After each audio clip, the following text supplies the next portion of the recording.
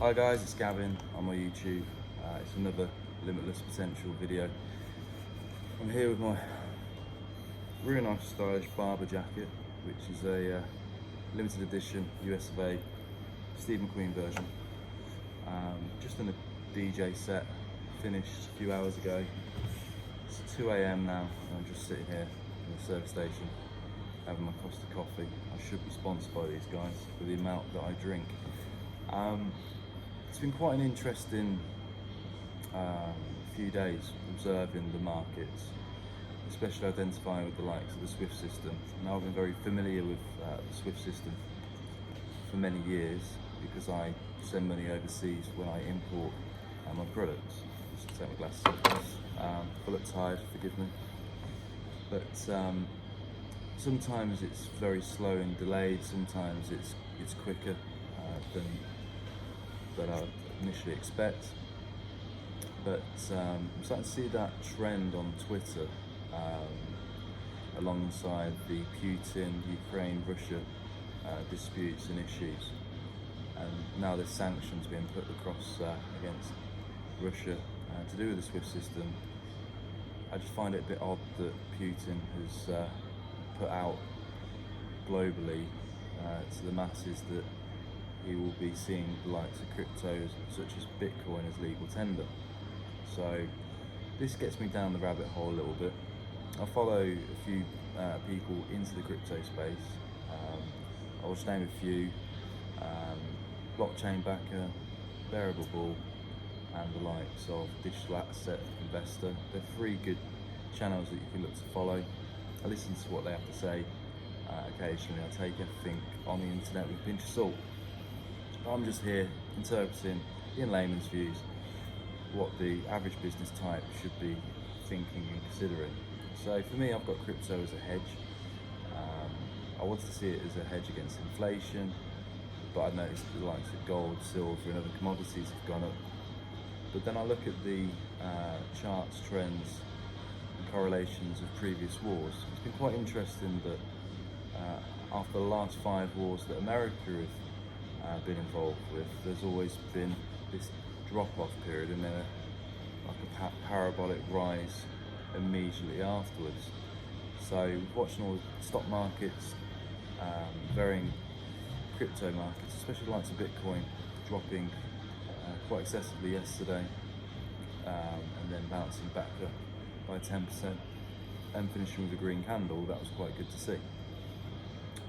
So I'm listening to all these narratives play out, I'm listening to all the noise, and I can kind of make sense that there's something happening over here, but in reality something's happening over here. And the biggest thing which has been shouted at me the most through a lot of research, thousands of hours of research in fact over the years, with personal experience of using the Swift system, knowing that it's old hat, old technology, and things have got to change, I can't but feel that this is the start of something big.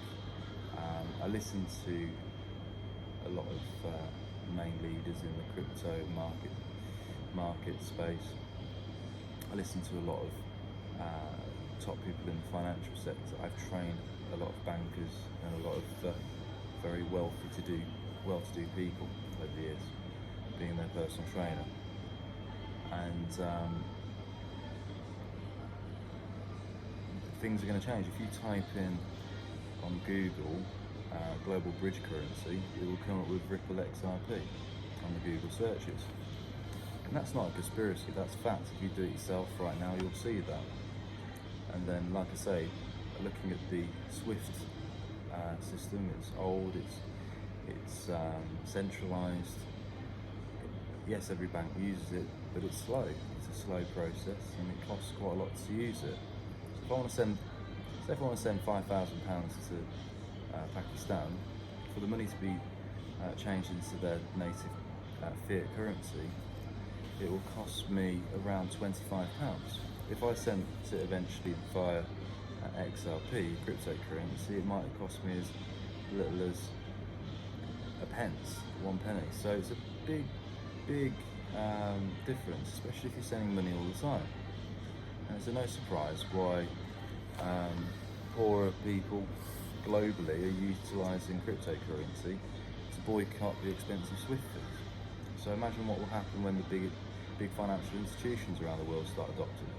And I identified with that a few years ago when I listened to somebody talking about transferring 100 million US dollars from one account to another overseas, and using SWIFT it costs in the tens of thousands.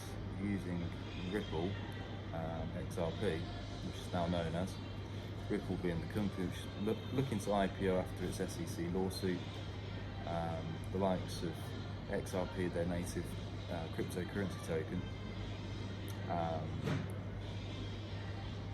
is costing such companies dollars, not tens of thousands of dollars. It's transacting money. So things are changing at the moment. A lot of things are changing in the monetary system. A lot of things are changing in the currency systems, and I can't but feel that this war is a distraction to the financial global markets. Now, that might be seen as a very pessimistic view. War is not good for any nation. Unfortunately, right now there's more wars going on than Twitter and other social media platforms will like us to know of. At the moment, there's wars all over the world, but we only get televised those that they want us to hit. But if I start seeing things trending for financial markets, such as SWIFT, currencies, devaluation of the fiat currencies through over printing money, I kind of get a bit dubious of what's really going on. And I was made a very strong pessimist a few years ago, especially when the likes of Tony Blair and Bush, previous president of the United States, started declaring war on the likes of Iraq, and started claiming that there was weapons of mass destruction. And I started looking at that as a pessimistic guy, only because my friend died out there. He got blown to pieces with an IED, which wasn't good. Wasn't nice to experience. But then I started reading into the contradictions of war.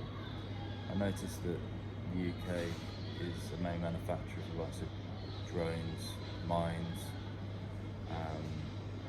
the likes of every country around the world pretty much sells unbiased in Jordan each year. So this is another subject that I'll touch on at a future date, is that unfortunately, my friends, war makes a lot of money for certain select people and countries. Unfortunately, it's the people like you and I who aren't privy to such knowledge and wealth are massively affected through issues in inflation, issues with displacement, with global economic issues. It hurts our businesses, our families, our lifestyles, everything. And I'll just finish on this final note. Don't you find it a little bit ironic that we've had all these lockdowns and restrictions for the last 2 years, and now suddenly, especially in the UK, they've all gone, and now we're distracted over here as well. So, yeah, interesting times. Well, anyway, that was my Limitless Potential video 2. If you like what I'm about, feel free to subscribe to my YouTube channel. I am talking about subjects that I study into a lot, I listen to, and I don't go into too much detail. I just share my thoughts and opinions. And one thing I have been studying the last few years are the financial markets, the stock markets. We're looking at historical trends. I do see a lot of changes in the horizon, but unfortunately I feel it's going to be a hard time for many before good times come back. So if you like my information, like what I'm about, give us a follow, hit the subscribe button. Thanks for watching.